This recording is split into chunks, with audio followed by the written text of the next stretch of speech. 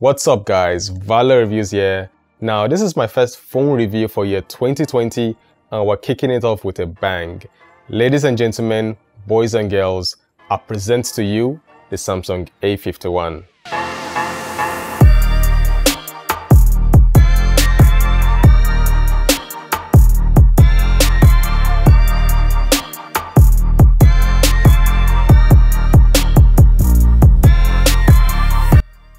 The Samsung A51 is a mid-range device with a flagship look and features. Right now, you can get this phone at Pointech for $104,000 or $284. Wait a minute, the Samsung A51 is being sold on Amazon for $332.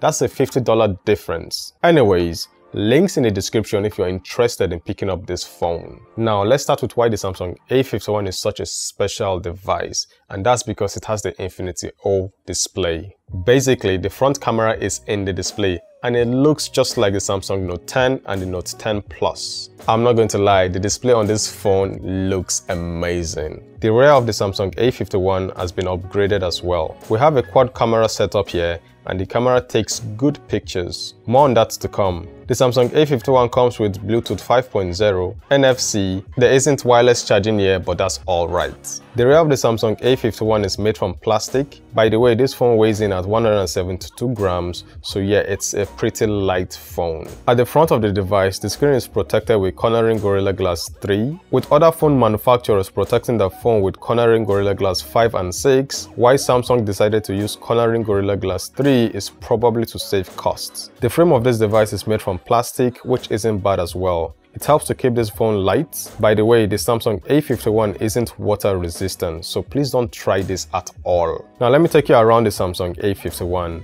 On the front of the device, we have the massive 6.5-inch Super Amoled display. I had to measure the screen size because it doesn't look like a 6.5-inch display. As you can see, this device has little bezels. It has a screen-to-body ratio of 87%. The display on the Samsung A51 is a 1080p display. It's a Super AMOLED display with a pixel density of 405. You have a 32-megapixel f2.2 front-facing camera in the display. You have the earpiece speaker and a proximity sensor just around that area. At the top of the device, you have a noise-cancelling microphone. At the bottom, you have a 3.5mm audio jack. Oh my god, the 3.5mm audio jack made it to 2020.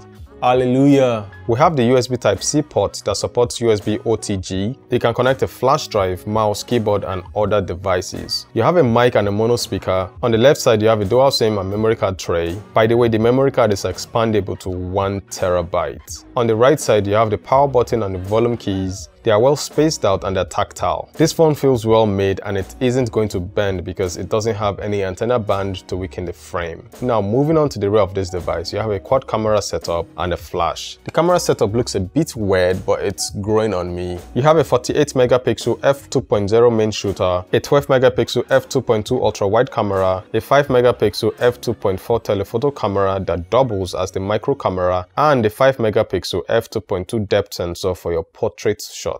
Now you might be wondering where's the fingerprint scanner, and that's because it's located on the screen. You have an optical scanner here, it's very accurate. 9 out of 10 times it's going to unlock the phone, but it's kinda slow. It isn't the fastest in-display scanner out there. It takes about a second or a second and a half to unlock the phone. You also have the face unlock feature available if you want a faster way to get into your phone, although it is less secured. Now moving back to one of the main attractions of the Samsung A51, and that's the Super AMOLED display. This alone is a very good reason to upgrade to the Samsung A51 if you're coming from a device that has a 720p display. The 1080p display on this device is simply gorgeous. The 6.5-inch display makes watching content super immersive. The in-display camera doesn't get in your way and honestly you will hardly notice it's there. Watching YouTube to navigating around the user interface to playing games and reading text, this display is mad oh! It's just beautiful on this device. The Samsung A51 has the always-on display feature. You can add a clock, a to-do list, a calendar widget, or more items through the Galaxy Theme Store. For a device that costs 104,000 naira or $284, this display is outright impressive. I'm going to score it 10 over 10. Now let's move on to performance. The Samsung A51 comes with an Exynos 9611 chip. It's a 10nm chipset with an octa-core CPU and Mali G72 GPU. My variant of the Samsung A51 comes with 4GB of RAM. Multitasking has been a breeze. I experienced no issues whatsoever. The Samsung A51 has edge panels. With these, you have quick access to your apps. You also have shortcuts like taking a screenshot, making a GIF. You have other useful features like a ruler to measure things. You have the weather, you have a reminder, you have clipboard. I ended up using the edge panel to access my frequently used apps. Instead of going to the app drawer, this just saves me time. It handles split screen mode without any lag, but you're limited to just 2 applications. Playing PUBG on the Samsung A51 runs like a dream. Graphics settings shows that the Samsung A51 can run PUBG on HDR and ultra frame rates. I honestly wasn't expecting it to do that. Playing Asphalt 9, which is pre-installed on the phone, was pretty easy for this device. There was no lag at all. If you're a gamer, you should really consider getting this device. The 6.5-inch display is perfect for playing games, the tiny camera doesn't get in your way, and the performance is impressive. Guys, I'm really liking this device. Now, moving to the user interface, the Samsung A51 comes with Android 10 straight out of the box with Samsung One UI version 2.0. Moving across the interface is smooth. I didn't experience any lag and I have no complaints here. Call quality is top notch. I mean, it's a Samsung device. Of course, you're not going to have any issues here. The speaker is decent. It's not the loudest, but it's clear. And also, because it has one speaker, you can easily block the mono speaker when playing games or consuming media. Now, let's move on to another area that you guys are interested in, and that's the camera department. The front camera is a 32 megapixel f2.2 sensor. It takes decent pictures. Here are some of the samples taken with the front-facing camera of the Samsung A51.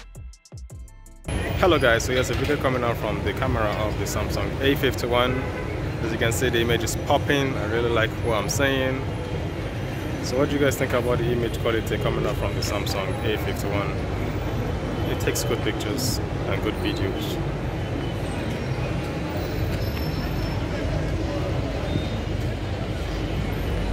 So right now, I'm using the front-facing camera of the Samsung A51 to record this video. I'm in my studio and I have a studio light over there. This is what to expect if you're thinking of using the Samsung A51 to make videos indoors and of course with lighting. Another feature the Samsung A51 has is AR Doodle. So you can draw. I'm not a good artist, by the way.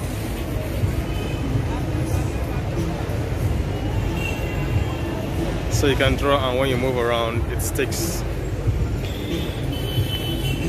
If you're a fan of taking selfies in the dark, the Samsung A51 doesn't have a dedicated front-facing flash. It uses the screen as its light source and it takes decent pictures in the dark. Now, moving to the rear camera, I personally don't like the arrangement of the cameras. It looks a bit weird to me, but it's growing on me. The Samsung A51 comes with a quad camera setup. It has a 48 megapixel f2.0 main shooter, a 12 megapixel f2.2 wide angle camera, a 5 megapixel f2.4 telephoto camera that doubles as the macro camera, and a 5 megapixel f2.2 depth sensor for your portrait shots. As you can see, the pictures are well detailed, the pictures are social media ready, and they pop. The main camera does take good pictures. The 12 megapixel wide camera takes decent pictures as well. Here are some of the samples. The Samsung A51 doesn't have a telephoto lens. It uses digital zoom, which goes as far as 8x using the main camera. So right now I'm using the rear camera of the Samsung A51. This is how it's going to look like if you're thinking of using this phone camera to do videos. I'm in my studio and I'm using my light studio lights, and this is what you're going to get if you're thinking of using the Samsung A51 to make videos indoors with light, of course. For the camera modes, you have the live focus mode, photo and video mode. When you select more, you have a pro mode that allows you to change the ISO, the white balance and exposure settings. You can take panorama shots. You can also take macro shots. You have night mode for taking pictures in the dark. At the top, you have Bixby Vision and AR emoji. Now, the Samsung A51 is packing a 4000 mAh battery. The battery is more than enough to last you throughout the whole day. It takes about 90 minutes to charge from 0 to 100% using the 15 watts fast charger. So guys, the pros of the Samsung A51 is the awesome screen, awesome camera, long-lasting battery life. And for the cons, well, it doesn't have wireless charging, which doesn't really matter. It has fast charging. The optical fingerprint scanner is a little bit slow for my liking, and that's about it. This is pretty much a fantastic budget mid-range device. Honestly guys, for year 2020, I am scared for other smartphone manufacturers. The Samsung A51 right now is almost the perfect budget smartphone. And we have the Samsung A71 coming soon. Wow. I honestly won't be surprised if the Samsung A51 takes the crown for the highest selling device for 2020. It's really impressive. Thank you for watching to the end. Please like, share, leave a comment and subscribe to my channel. And I will see you guys soon. Valo, signing out.